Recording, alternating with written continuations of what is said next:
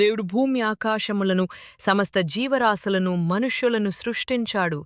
నరులు భూమి మీద బాగా విస్తరించారు. దేవుని ప్రజలు షేతు సంతానము అన్యుల కుమార్తెల శపించబడిన కయీను సంతతి అందచందాలకు ముగ్గులై వారిని వివాహం చేసుకొన్నారు. వారి వలన సంతానాన్ని పొందారు. ఈ విధంగా దేవుని ఎడల భయభక్తులు లేని జనాంగము భూమిపై విస్తరించింది.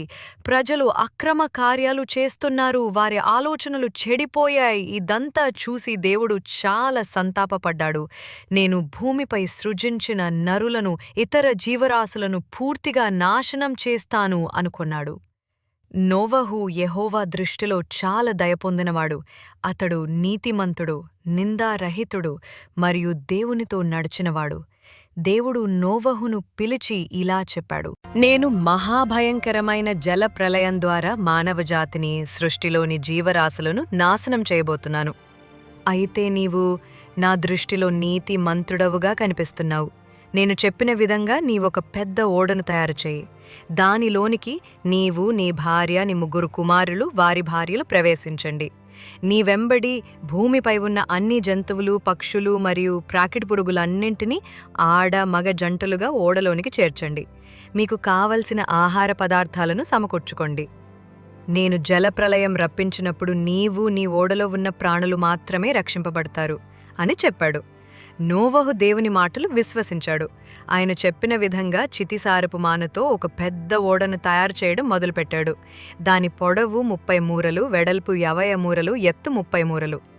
నోవహు ఓడను తయారు చేస్తుంటే చూసిన ప్రజలు నవ్వసాగారు. అతనికి పిచ్చి పట్టిందని ఎగతాళి చేయసాగారు. అతను చెప్పే మాటలు ఎవరూ నమ్మడం లేదు. ఆయన వారి మాటలు లెక్క చేయకుండా నోవహు ఓడను తయారు చేశాడు. జలప్రళయం వచ్చిన సమయంలో నోవహు వయస్సు 600 సంవత్సరాలు.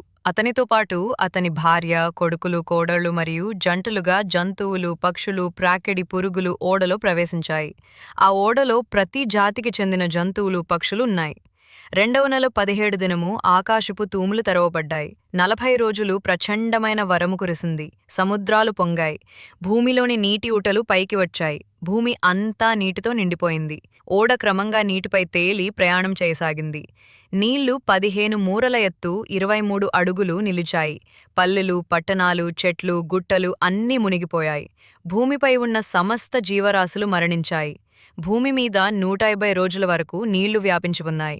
నోవహు, అతని ఓడలో ఉన్న ప్రాణులు మాత్రమే జీవించి ఉన్నారు. 7వ నెల 17వ దినమున 150 దినముల తర్వాత ఓడ అరారాతు కొండ మీద నిలిచింది. నీళ్లు 10వ నెల వరకు నెమ్మదిగా తగ్గుతూ వచ్చాయి. నోవహు ఓడ కిటికీని తెరచి బయటికి చూశాడు. వర్షం ఆగిపోయిందని గ్రహించాడు. అతడు ఒక కాకిని బయటికి వదిలాడు. అది తిరిగి రాలేదు. తర్వాత ఒక నల్ల పావురాన్ని వదిలాడు. అది అటూ ఇటూ తిరిగి భూమి అంతటి మీద నీరు వ్యాపించి ఉన్నందున ఓడలోనికి తిరిగి వచ్చింది. 7 దినముల తర్వాత నోవాహు మరల ఆ నల్ల పావురాన్ని బయటికి పంపాడు.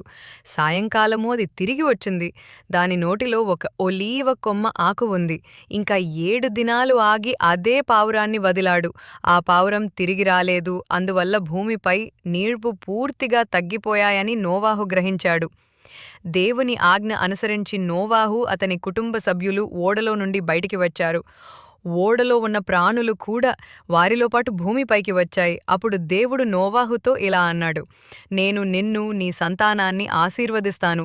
మీరు బాగా ఫలిస్తారు, భూమండలం అంతా వ్యాపిస్తారు. మీరు భూమిపై ఉన్న పంటలన్నీ తినవచ్చు, చేపలను, జంతువులను, పక్షులను తినవచ్చు. అయితే రక్తము ప్రాణం కనుక రక్తంతో మాత్రం తినకూడదు. నోవాహు యొక్క 3 కుమారుల పేర్లు మేము, హోము, యాపేతు. దేవుడు నోవాహుతో, అతని కుమారులతో ఒక నిబంధన చేశాడు. ఇకపై నేను నీటి ద్వారా మానవ జాతిని, సృష్టిని నాశనం చేయను. జనులు జలప్రళయం ద్వారా నాశనం చేయబడరు. మీకు నాకు మధ్య ఏర్పరచుకున్న ఈ నిబంధనకు గుర్తుగా మేఘంలో నా ఇంద్రధనుస్సు ఉంచుతున్నాను. నేను దానిని చేసి భూమిపై ఉన్న సమస్త జీవరాశులకు నేను చేసిన నిబంధన జ్ఞాపకం చేసుకుంటాను. షేము, హాము, యాపతు అను వారి సంతానం భూమి అందంతటా వ్యాపించింది. నోవహు వ్యవసాయం చేసి ద్రాక్షతోటలు వేశాడు. జలప్రళయమైపోయిన తరువాత నోవహు 375 సంవత్సరాలు జీవించాడు. మొత్తము 975 ఏండ్లు బ్రతికి తరువాత మరణించాడు. ధ్యానాంశములు: నోవహు విశ్వాస్కి సూచనగా ఉన్నాడు. దేవుని మాటలు విశ్వసించినందున అతడు అతని ఇంటివారు రక్షింపబడ్డారు. ఓడ యేసుక్రీస్తుకు సాదృశ్యంగా ఉన్నది.